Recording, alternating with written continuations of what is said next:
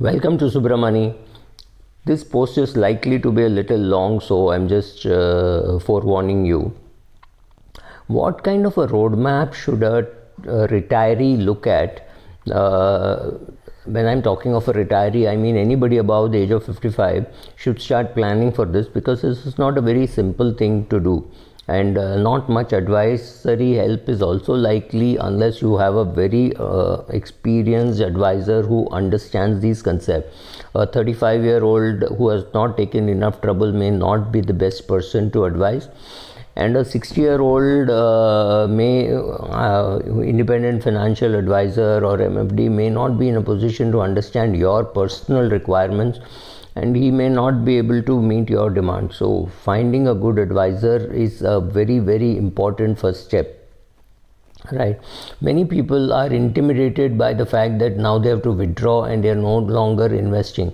And moving that mindset from investing regularly to withdrawing regularly, it's not very easy. And it is as different as putting a man on moon and bringing him back, right? Two completely different sets of activities to be done. So first step, get a good advisor, because nothing can beat the quality of a good advisor who's got experience. Second, with the help of the advisor or on your own, go and look for retirement calculators. Internationally, there are great calculators. Even domestically, there are good calculators. Many mutual fund houses have good calculators on their website. I don't have any favorites. So just go and look at all those mutual fund websites. Even SBI mutual fund said they're coming out with a calculator. I don't know whether they've come out with a calculator. So use these calculators and find out how much money you have and how much money you are going to need for your retirement. So yeah, that was step number one. Then try projecting your expenses and controlling your expenses, or rather adjusting your expenses.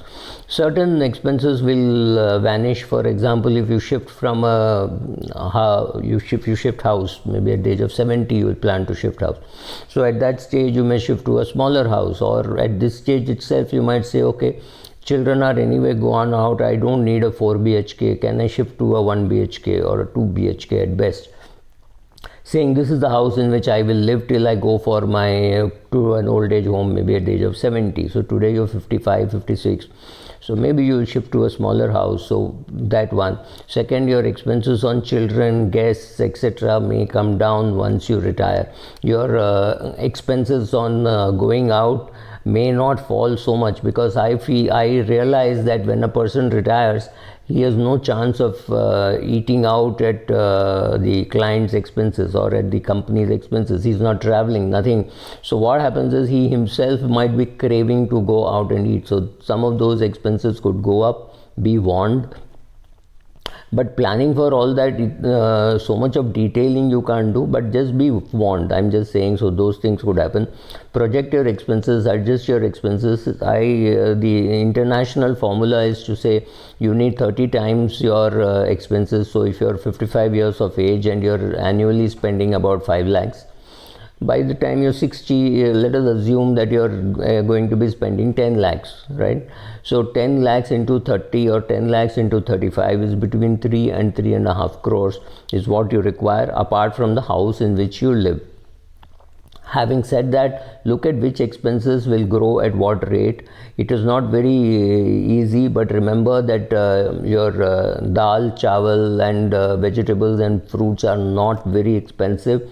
Eating out is expensive. Wearing designer clothes is expensive. Clothes are themselves just a commodity, so it's not very expensive. I don't see prices having gone up. But however, if you want to buy a Sabyasachi dress, fairly obvious that is going to cost you a lot, cost you a bomb. So similarly, depending on where you buy and what brand you buy, other than that, your expenses can be controlled. So based on all that, try controlling your expenses and projecting your expenses and seeing how much money you need. Then take charge of your assets and finding out how much of your income is guaranteed for life. There are only 2-3 things which are guaranteed for life, the pension is one such thing. So if you have a fixed pension from the central government or state government, some money you will have coming your way permanently for the rest of your life, and that if you've spent a long time, that can be very good, and that can be substantial. If that is not there, consider buying an annuity, and I prefer buying an annuity in 2-3 stages. So if you're 60 years of age, I would say just hold on. There is no need to buy an annuity. You can buy your first annuity when you are 65 years of age, right? So at that age you buy one, at 70 you buy one, at 75 you buy one. That will ensure you a lifetime guaranteed income, and it will keep rising because you bought it in 3 stages. So do that.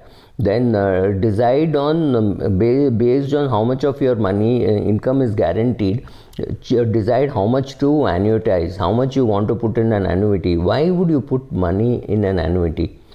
You put money in an annuity simply to reduce the risk of you yourself not managing it too well, and secondly, you want to reduce the complications in your life. So therefore you will keep some money in fixed deposits and some money you will annuitize, and you will leave some money maybe even in an index fund, and that you will use all that money maybe after 5 years or 10 years when you have to buy another annuity for yourself, right?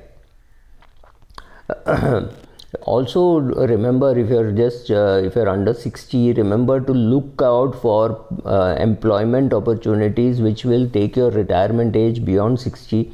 We are all pretty fit. Maybe we can work till the age of 65. It's not very demanding, unless of course if it's physical labor and your body can't take it.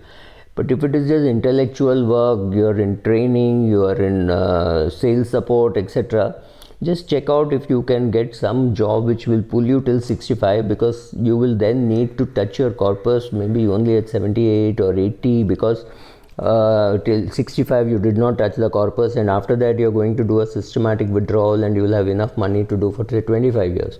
So if you can pull it for 12-13 years, that's great. After that you might need to touch your principal, but as much as you can delay touching the principal, that's great.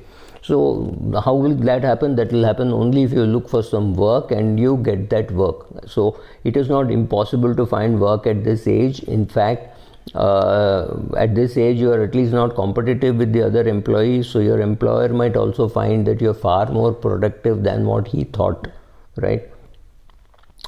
After that, you lay a safety net saying my portfolio cannot go below this value. If it goes below this value, I will panic. Right, so at that stage you decide how much money should be in equity, how much money in debt, and how much money you should be using to buy an annuity, because that annuity and the bank fixed deposit rate of interest, bank fixed deposit interest all become your base, and your income cannot go below that base. Please consider inflation, etc. while building that base. Make sure that it is a big solid base before you can go and do something in the equity market. Thank you.